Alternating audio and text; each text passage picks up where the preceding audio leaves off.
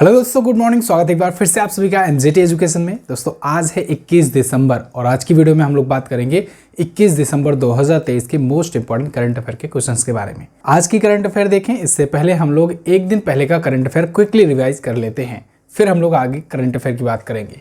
PM Modi ji ने विश्व के सबसे बड़े ध्यान केंद्र स्वरवेद महामंदिर का अनावरण किया है। कहाँ पर? वाराणसी में। और अभी हाल में बांग्लादेश ने अंडर 19 का क्रिकेट एशिया कप जीत लिया है। छत्तीसगढ़ विधानसभा के नए स्पीकर बनाए गए हैं रमन सिंह, पूर्व मुख्यमंत्री रह चुके हैं यहाँ के। विश्व बैंक ने एक रिपोर्ट जारी की है जिसमें 2023 में सबसे ज़्यादा रेमिटेंस प्राप्तकर्ताओं के मामले में भारत शीर्ष पर रहा है। और अभी हाल ही में जम्मू कश्मीर में आनंद विवाह अधिनियम लागू कर दिया गया है। आईपीएल 2024 की नीलामी में मिचेल स्टार्क ऑस्ट्रेलिया के खिलाड़ी हैं। ये सबसे महंगे खिलाड़ी बने हैं। 24.75 करोड़ रुपए की धनराशि इनको दी जाएगी और ये खरीदे गए हैं किसके द्वारा? केकेआर के द्वारा, कोलकाता नाइट राइडर्स की टीम के द्वारा। अब्देल फतह अल सीसी ये तीसरी बार राष्ट्रपति बन गए हैं मिस्र के, इजिप्ट के। और अभी नीति आयोग ने कृषि विपणन सुधारों में एक रैंकिंग जारी की है जिसमें आंध्र प्रदेश टॉप पर रहा है। सेकंड पर इसमें रहा है यूपी यानी उत्तर प्रदेश। शेख नवाफ की मृत्यु के बाद कुवैत का नया आमिर किसे नियुक्त किया गया? तो ये बने हैं शेख मसाल। असल में इनका नाम बहुत लंबा है, तो आप पहले तो इतना ही जानिए। विजय हजारे ट्रॉफी का खिताब किसने जीता? इसको हरियाणा की टीम ने जीत लिया है। इसने पहली बार ये खिताब जीता हुआ है। ये थे टॉप 10 करंट अफेयर के क्वेश्चंस कल की वीडियो से, जिनका आपने किया कोई क्लियर रिवीजन। अब बात करेंगे हम लोग आज की करंट अफेयर की, लेकिन इसकी डिटेल वाली पीडीएफ और डिटेल वाली क्विज आपको एमजेटी ऐप पर मिलेगी। एमजेटी ऐप आपको गूगल प्ले स्टोर पर मिलेगा। और व्हाट्सएप चैनल भी अपना ज्वाइन कीजिए। व्हाट्सएप चैनल पर आपको डेली वन लाइनर भेजा जाता है, उससे भी आप रिवीजन किया कीजिए। शुरू करते हैं। पहला क्वेश्चन, गोवा मुक्ति दिवस कब मनाया जाता है? तो प्रत्येक वर्ष 19 दिसंबर को मनाया जाता है गोवा मुक्ति दिवस, गोवा लिबरेशन डे। एक्चुअली में ना, जब भारत आज़ाद हो गया था अंग्रेज़ों से 1947 में 15 अगस्त के दिन, उसके बाद भी गोवा पर शासन किसी और देश का था। किसका था? पुर्तगाल का। पुर्तगाली भारत में सबसे पहले आए भी और सबसे अंत में यहाँ से गए भी। गोवा पर 1961 तक यहाँ पर पुर्तगालियों का शासन था। सिर्फ गोवा ही नहीं, गोवा के अलावा दमन, दीव, दादरा एवं नागर हवेली, ये सब तो पहले अलग अलग द्वीप हुआ करते थे। इन सब जगह पर ये था। हालांकि अब दमन, दीव, दादरा एवं नागर हवेली ये सब एक हो गए हैं, लेकिन 1961 तक पुर्तगाल का ही कब्जा था और लगभग ये कब्जा 450 वर्षों तक रहा, क्योंकि ये लोग आ गए थे 1510 में। और एक्चुअली देखा जाए तो 1498 में पहुंचा था वास्को डी गामा, वही पुर्तगाल का था। तो सबसे पहले पुर्तगाली आए और सबसे अंत में पुर्तगाली गए, लेकिन इतनी आसानी से नहीं गए थे, इनको भगाया गया था। इनको भगाने के लिए 1961 में 8 दिसंबर के दिन 36 घंटे तक एक अभियान चलाया गया।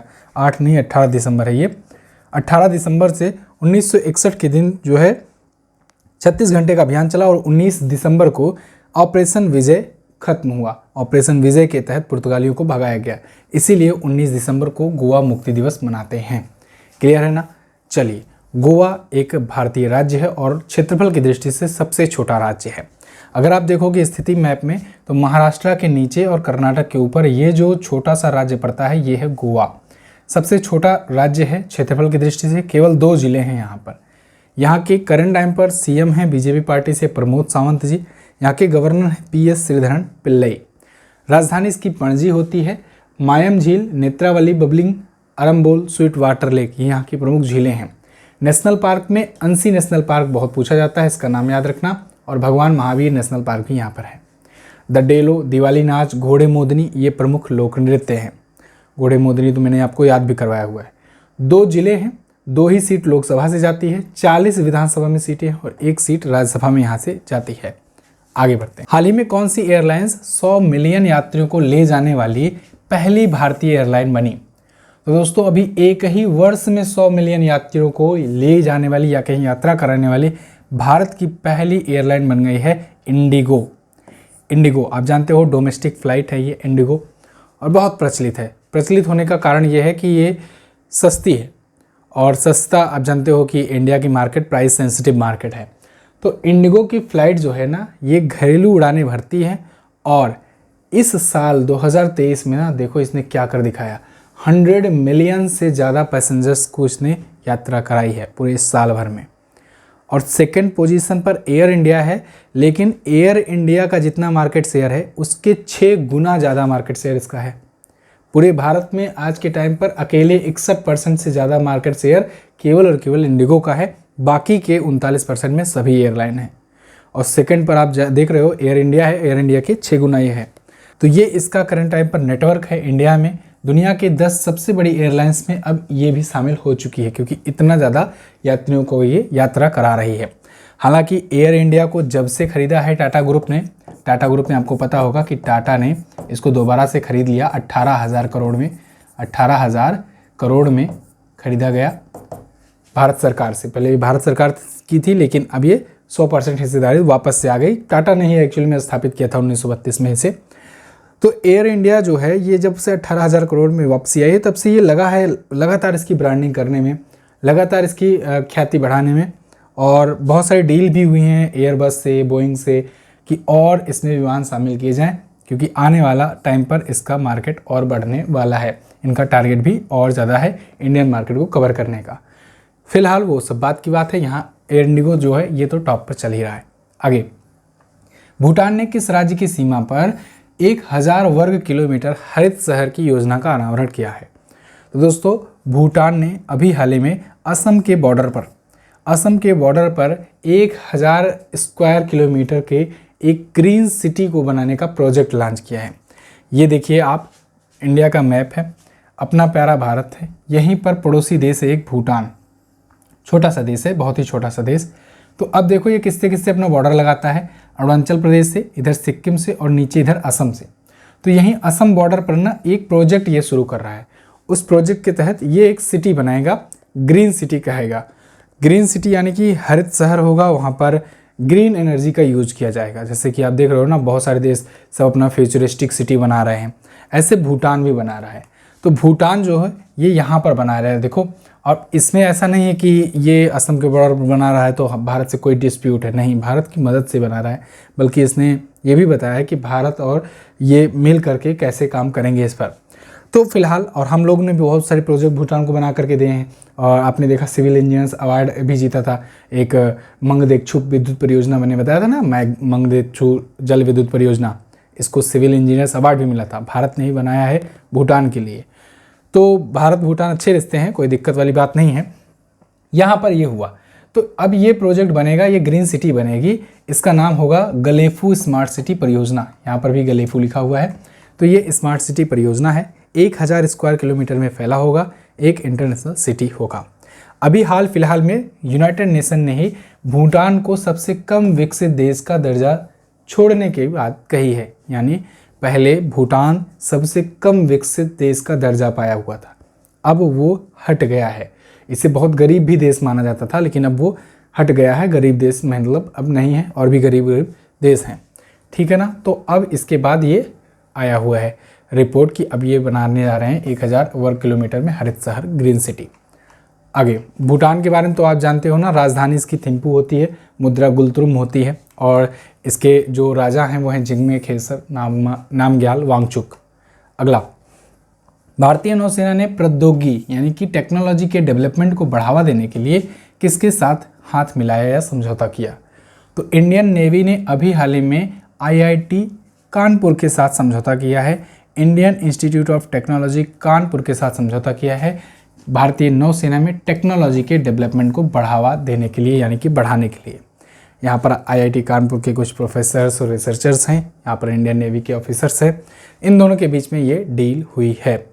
इससे क्या होगा, एक तो एजुकेशन फील्ड और डिफेंस फील्ड में सहयोगात्मक संबंध मजबूत होंगे, टेक्नोलॉजी का विकास होगा, नवीन समाधान यानी कि नए नए रिसर्च किए जाएंगे इंडियन नेवी में, तो संयुक्त अनुसंधान होगा, मिलजुल करके ये लोग रिसर्च करेंगे, ठीक है। तो इसके लिए एक मेमोरेंडम ऑफ अंडरस्टैंडिंग की घोषणा हुई है। इंडियन नेवी की अगर बात करें तो इंडियन नेवी डे मनाया जाता है 4 दिसंबर को, अभी इसी महीने हम लोगों ने सेलिब्रेट किया हुआ है। इंडियन नेवी जो है ये, इसका हेडक्वार्टर नई दिल्ली में है, और इसके करंट टाइम पर जो अध्यक्ष हैं वो हैं एडमिरल R हरि कुमार। कौन है? एडमिरल R हरि कुमार जी हैं, ठीक है ना। आगे, हाल ही में किस अंतरिक्ष संस्थान को लीफ एरिक्सन लूनर पुरस्कार से सम्मानित किया गया? तो दोस्तों, भारत की space agency ISRO, Indian space research organisation, इसको लीफ एरिक्सन लूनर पुरस्कार से सम्मानित किया गया है। बहुत ही ज़्यादा प्रेस्टिजियस सम्मान है ये। और ये सम्मान इसे क्यों मिला है? क्योंकि इसी साल इसरो ने चंद्रयान 3 को सक्सेसफुली उतारा है। कहाँ पर? चंद्रमा पर। और चंद्रमा के साउथ पोल पर उतारा था। चंद्रमा के साउथ पोल पर उतरने वाला भारत जो है ये दुनिया का पहला देश है। तो इसलिए इसके इस अचीवमेंट के लिए इसरो को सम्मानित किया गया है लीफ एरिक्सन लूनर प्राइज से 2023 के लिए। ये बहुत ही सम्मानित पुरस्कार माना जाता है। इसरो भारत की गवर्नमेंट स्पेस एजेंसी है और भारत की जो राजदूत एम्बेसडर हैं बाला सुब्रमण्यम स्वामी जी, इन्होंने इस अवार्ड को रिसीव किया है। ये हुसाविक संग्रहालय यानी कि म्यूजियम के द्वारा दिया जाता है। तो आप जानते हो कि चंद्रमा पर पहुंचने वाला भारत चौथा देश है, यूएसए, चाइना और रसिया के बाद, और दक्षिण पोल पर यानी कि साउथ पोल पर पहुंचने वाला पहला देश है। चंद्रयान 3 पर बात करते हैं। चंद्रयान 3 जब लॉन्च हुआ था उस पर तो मैंने आपको वीडियो भी दी थी, लेकिन कुछ बेसिक जानकारी जो आपके एग्जाम के प्रोस्पेक्टिव से इंपॉर्टेंट है उसको यहाँ पर देख लीजिए। यहाँ पर देखिए, इसरो का मिशन चंद्रयान 3 जो था ये 14 जुलाई 2023 को लॉन्च किया गया 2:35 पर सतीश धवन अंतरिक्ष केंद्र श्रीहरिकोटा से, आंध्र प्रदेश से। अमूमन यहीं से लॉन्च किया जाता है। ये रॉकेट कौन सा था? मतलब जो रॉकेट होता है ना, जिसका काम होता है सैटेलाइट या जो भी आगे ले जाना होता है यान, उसको ऊपर ले जाकर के छोड़ने का, वो था रॉकेट। तो रॉकेट कौन सा था? रॉकेट था LV-M3M4। रॉकेट का नाम ही पूछा जाता है, बहुत पूछा जाता है। रॉकेट का नाम LV-M3M4 है इसका। चंद्रयान 3 में क्या क्या चीज़ें इस बार भेजी गई थी? प्रपल्सन सिस्टम, विक्रम लैंडर और प्रज्ञान रोवर। इस बार ऑर्बिटर नहीं भेजा गया था क्योंकि चंद्रयान 2 वाला ऑर्बिटर काम कर रहा था।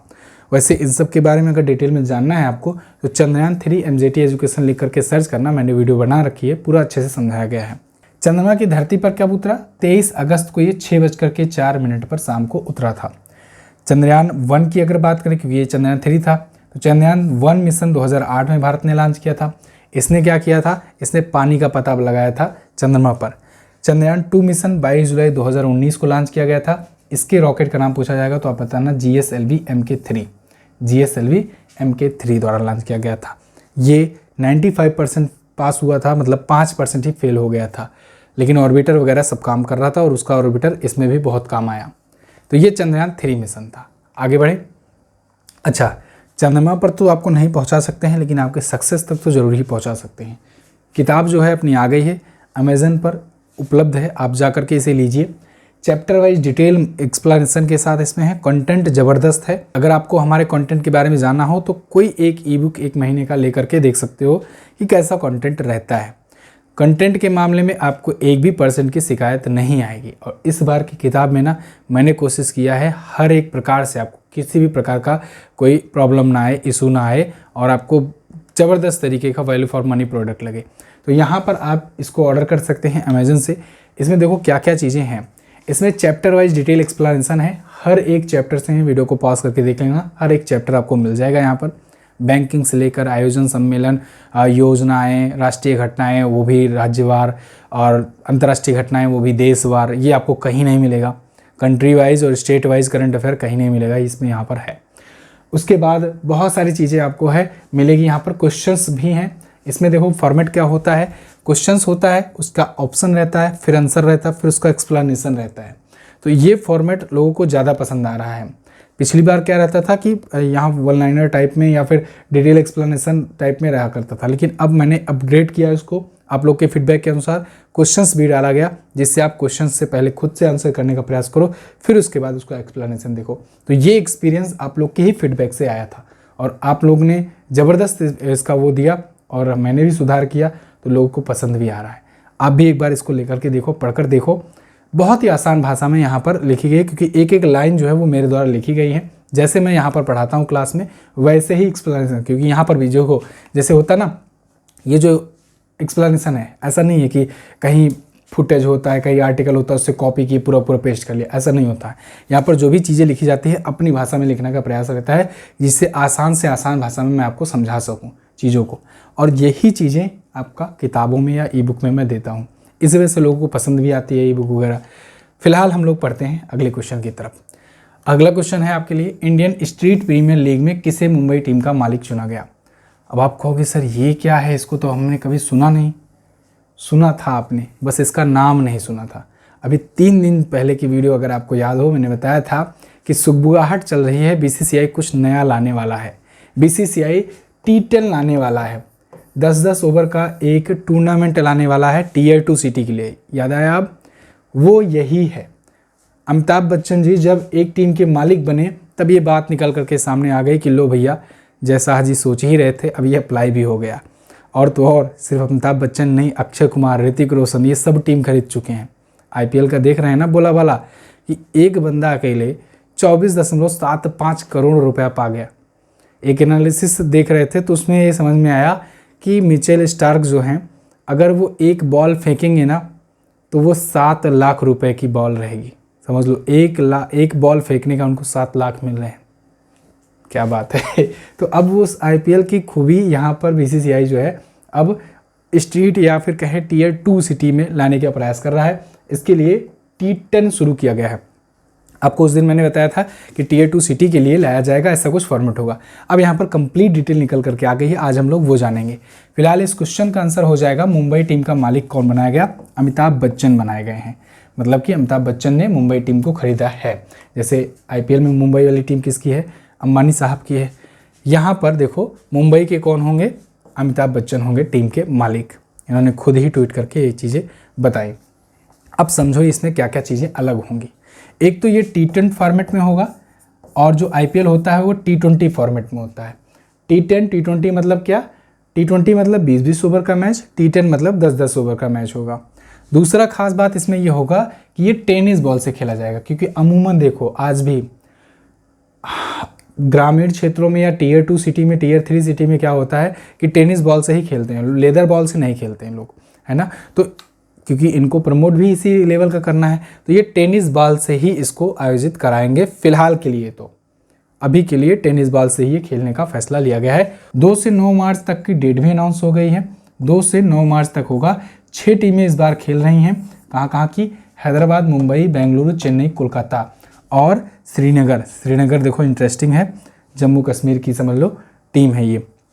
तो अब ये 6 टीमें अभी के लिए हैं, पहले संस्करण के लिए। आगे टीमें और बढ़ेंगी, जैसे IPL में 10 टीमें आज खेल रही हैं, पहले 8 से शुरू हुआ था। मुंबई में ही इसका आयोजन किया जाएगा। अक्षय कुमार ने श्रीनगर की टीम खरीद ली है, ऋतिक रोशन ने बेंगलुरु की टीम खरीद ली है। और भी जो भी जैसे जैसे नाम सामने आएंगे तो आपको मैं पोस्ट करके बता दूंगा व्हाट्सएप पर, दोबारा क्वेश्चन नहीं लेंगे इसकी। आगे बढ़ते हैं। दिसंबर 2023 में उत्तर प्रदेश सरकार ने कितने जिलों में साइबर अपराध पुलिस स्टेशन स्थापित करने का फैसला लिया है? यूपी स्पेशल एग्जाम की तैयारी करने वालों के लिए बहुत इंपॉर्टेंट क्वेश्चन है। उत्तर प्रदेश सरकार ने अभी हाल ही में 57 जिलों में, 57 जिलों में, कितने ज़िले हैं? आउट ऑफ 75 डिस्ट्रिक्ट्स, 75 टोटल ज़िले हैं, उसमें से 57 ज़िले जो हैं इसमें उत्तर प्रदेश सरकार ने साइबर क्राइम स्टेशन स्थापित करने की घोषणा की हुई है। अब देखो, साइबर क्राइम पुलिस स्टेशन का उद्देश्य क्या होगा? साइबर क्राइम को कम करना। साइबर क्राइम्स बढ़ते जा रहे हैं, ऐसे में इन साइबर क्राइम्स को कम करने के लिए यूपी गवर्नमेंट का ये बहुत बड़ा फैसला है। इसमें IG के स्तर का अधिकारी भी नियुक्त किया जाएगा। इस स्टेशनों पर इनकी देखरेख इसके अंतर्गत होगी। साइबर अपराध जो बढ़ रहे हैं, साइबर क्राइम बढ़ रहे हैं, इनकी घटनाओं को कम करने के लिए ये शुरू किया जा रहा है। हाल ही में किस पुस्तक ने गाजा कैपिटल बिजनेस बुक पुरस्कार जीता? तो गाजा कैपिटल बिजनेस बुक पुरस्कार 2023 इस बार जीत लिया है दोस्तों 2 पुस्तकों ने, अगेंस्ट ऑल ऑड्स और विनिंग मिडल इंडिया। इन दोनों पुस्तकों ने ये अवार्ड जीता है। गाजा कैपिटल बिजनेस बुक पुरस्कार बहुत ही इंपॉर्टेंट पुरस्कार होता है 2023 का। ये 2 पुस्तकों को दिया गया है, अगेंस्ट ऑल ऑड्स और इसके अलावा विनिंग मिडल इंडिया, ठीक है ना। तो ये दोनों पुस्तक ये जीती हुई हैं। ये दोनों पुस्तकों को 15-15 लाख रुपए प्राइज मनी में दिया जाएगा। ये पूरा नाम है, आपको पूरा नाम नहीं याद रखना है, केवल इतना ही याद रखो, अगेंस्ट ऑल ऑड्स और विनिंग मिडल इंडिया, ठीक है। ये दोनों पाएंगे, क्लियर। अच्छा, इंग्लिश से याद आया, जिन लोग को इंग्लिश में किताबें चाहिए अपनी ना, तो इंग्लिश का ट्रांसलेशन अब कंप्लीट हो गया है लगभग में। अब इसको 2 तरीके से मैं प्रोवाइड करा सकता हूँ। किताब तो देखो अंग्रेजी में नहीं छपी हुई है, आप लोग के रिक्वेस्ट पर यहाँ पर ट्रांसलेशन कराया गया। अब 2 तरीके से आपके पास मैं दे सकता हूँ। जिनको PDF चाहिए ई बुक फॉर्मेट में वो PDF ले सकते हैं, और जिनको चाहिए हार्ड कॉपी के रूप में तो आप अगर जाओगे फ़ोटोकॉपी वगैरह कराने तो आपको मार्केट में कॉस्टली पड़ जाएगा, क्योंकि ये 250-300 पेज की बुक है बनेगी टोटल। इंग्लिश में जब ट्रांसलेट होकर के कंप्लीट हो जाएगा तो लगभग 250 से 300 तक जा रही है। बुक भी अपनी 264 पेज की है। तो आपको अगर कराना पड़ेगा, आप कराओगे वहाँ पर तो काफ़ी ज़्यादा पैसा आपका खर्च हो जाएगा। तो मैं लगभग इतने ही कॉस्ट पर, जितने कॉस्ट में बुक निकाला हुआ हूँ उतने ही कॉस्ट पर आपको यहाँ से फ़ोटोकॉपी करा करके कोरियर करवा सकता हूँ। ये यहाँ तक मैं आपके लिए कर सकता हूँ। लेकिन अगेन मैं ये नहीं कह रहा हूँ कि आप ऐसा लीजिए। अगर आपके पास सुविधाएं ऐसा हैं, जैसे कुछ लोग के पास होता है कि उनके संपर्क में प्रिंटर रहता है या उनके पास खुद का प्रिंटर रहता है, वो लोग PDF लें और PDF से प्रिंट आउट निकाल करके पढ़ सकते हैं। जिनके पास ऐसी सुविधा नहीं है, जिनको लगता है दुकान पर जाएंगे या गांव में ऐसे हैं, अगर हम जाएंगे वहाँ फ़ोटोकॉपी कराएंगे 2 रुपये 3 रुपये पेज का पड़ता है, तो 250 पेज का तो पता नहीं कितना निकल जाएगा। तो ऐसे लोगों के लिए क्या करेंगे, हमसे अपना एड्रेस वगैरह सब दे देंगे, यहाँ से प्रिंट आउट निकलवा करके आपके पास कोरियर करवा दिया जाएगा। ठीक है, तो उसका कोई चार्ज नहीं लिया जाएगा, सिर्फ आपका डिलीवरी चार्ज और जो ई-बुक का कॉस्ट रहेगा वो लिया जाएगा। इतना मैं कर सकता हूँ आपके लिए। लेकिन अगेन अगर आपका संभव हो सके तो आप खुद ही कीजिए, क्योंकि यहाँ प्रपंच बढ़ जाएगा, हमें कोरियर करवाने के लिए भेजना पड़ेगा किसी को। इसलिए कोशिश करो आप कि हाँ, लेकिन अपडेट यही है कि अंग्रेज़ी वाली आज फाइनल हो जाएगी। तो जिनको इंग्लिश में लेना है ब्रह्मास्त्र वो ले सकते हैं। ठीक है ना। करना क्या होगा, आपको व्हाट्सएप करना होगा। व्हाट्सएप का नंबर आपको मिलेगा, जगह जगह मिल जाता है, एप्लीकेशन पर जाओगे वहाँ भी मिल जाएगा, डिस्क्रिप्शन में भी आपको मिल जाएगा। तो ये अपडेट था, ये मैं सोचा आपको बता दूँ। अगेन अगला क्वेश्चन, डॉक्टर पूनम खेत्रपाल ने किस देश का National Order of Merit gold medal जीता? तो डॉक्टर पूनम खेत्रपाल ने अभी हाल ही में जीता है दोस्तों भूटान का National Order of Merit gold medal award. Doctor Poonam Khetrapal हैं कौन? डॉक्टर पूनम सिंह खेत्रपाल जो दोस्तों ये हैं दक्षिण एशिया की, देखो यहाँ पर साउथ ईस्ट एशिया की, दक्षिण पूर्व एशिया की ये रीजनल डायरेक्टर हैं, वर्तमान में क्षेत्रीय निदेशक हैं। और इनको भूटान के राजा जिग्मे खेसर नामग्याल वांगचुक के द्वारा इनको सम्मानित किया गया है। कब? भूटान के 116वें राष्ट्रीय दिवस समारोह में तो इनको सम्मानित किया गया। ये है भारत की, तो इसलिए इंपॉर्टेंट हो जाता है। WHO की दक्षिण पूर्व एशिया की क्षेत्रीय निदेशक हैं और 1975 बैच की ये रिटायर्ड पंजाब कैडर की IAS ऑफिसर भी हैं। तो इनकी सेवाओं के लिए भूटान को जो भी लाभ मिला, इसलिए भूटान ने इनको सम्मानित किया। ठीक है जी, डॉक्टर पूनम खेत्रपाल नाम याद रखना। अगला, हाल ही में अमेरिका की किस अदालत ने डोनाल्ड ट्रंप को राष्ट्रपति पद के लिए अयोग्य ठहरा दिया? लो जी, अभी हाल ही में ना कोलोराडो सुप्रीम कोर्ट, इस सुप्रीम कोर्ट ने डोनाल्ड ट्रंप को राष्ट्रपति पद के लिए अयोग्य ठहरा दिया। इन्होंने कहा कि ये राष्ट्रपति पद के लिए लड़ने लायक है नहीं, चुनाव लड़ने लायक नहीं है, चुनाव नहीं लड़ सकते हैं। ये गजब, बहुत सैड न्यूज़ है भाई, ये मज़ा नहीं आएगा। इन्हीं के लिए तो चुनाव को हम लोग फॉलो कर रहे थे अमेरिका का, लेकिन अब मज़ा नहीं आएगा, नहीं फॉलो करेंगे। डोनाल्ड चाचा नहीं रहेंगे तो कैसे मज़ा आएगा।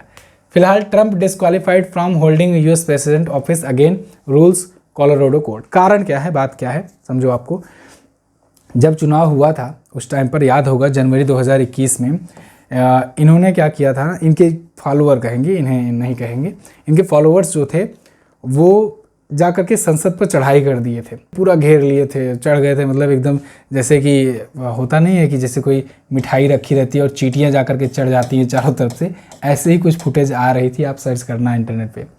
तो वो कैपिटल हिंसा के रूप में जाना गया और इस वजह से इनको अब आरोपी भी ठहराया गया है और इनको इस पद के लिए, चुनाव लड़ने के लिए अयोग्य ठहरा दिया गया है।